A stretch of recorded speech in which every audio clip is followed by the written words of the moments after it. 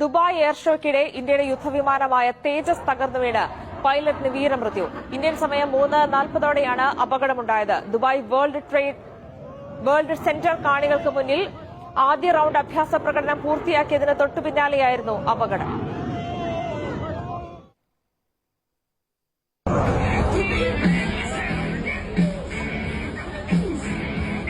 മുകളിലേക്ക് ഉയർന്നു പറന്ന് കരണം മറിഞ്ഞ വിമാനം നേരെ താഴേക്ക് പതിച്ചു. അഗ്നിഗോളവും പിന്നാലെ കറുത്ത പുകയും ഉയർന്നതോടെ ആളുകൾ പരിഭ്രാന്തരായി. അപകട കാരണം കണ്ടെത്താൻ ഇന്ത്യൻ വ്യോമസേന വിശദമായ അന്വേഷണം പ്രഖ്യാപിച്ചു.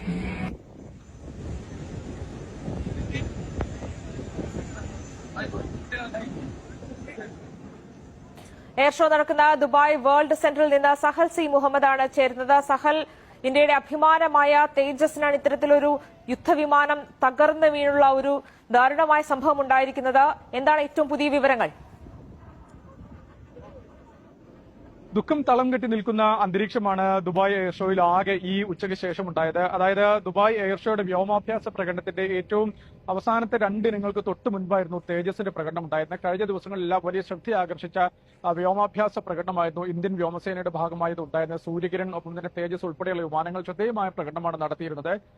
ഈ വ്യോമാഭ്യാസ പ്രകടനം നടത്തുന്ന വിമാനത്തിനൊപ്പം തന്നെ ഒരു ഇവിടെ സന്ദർശകർക്ക് കാണാനായി ഒരു തേജസ് യുദ്ധവിമാനം കൂടി പ്രദർശിപ്പിച്ചിട്ടുണ്ട്. അതിനോടൊപ്പം സൈനിക ഉദ്യോഗസ്ഥരൊക്കെ ഉണ്ട്, എയർഫോഴ്സ് ഉദ്യോഗസ്ഥരുണ്ട്. അവരെല്ലാം വലിയ ദുഃഖത്തിലാണ് എല്ലാവരും ഉള്ളത്. ഇതിന്റെ ഈ എയർപോർട്ടിന്റെ റൺവേക്ക് തൊട്ടപ്പുറത്താണ് ഈ ഒരു അപകടമുണ്ടായത്.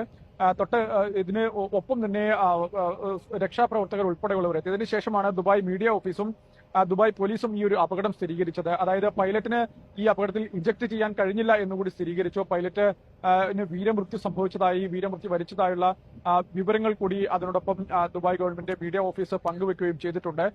ഉടനെ തന്നെ രക്ഷാപ്രവർത്തനം സജീവമായി നടക്കുകയും മറ്റു ഇടപെടലുകൾ നടക്കുകയും ഒക്കെ ചെയ്തിരുന്നു.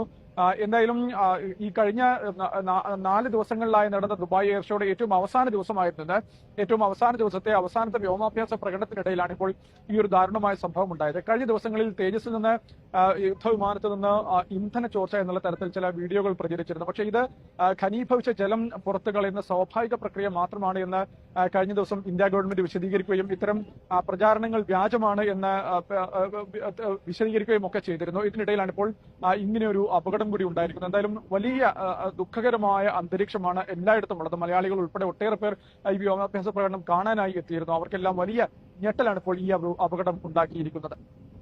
സഹൽ സിംഗ് മുഹമ്മദാണ് ദുബായിൽ നിന്ന് വിവരങ്ങൾ നൽകിയത്.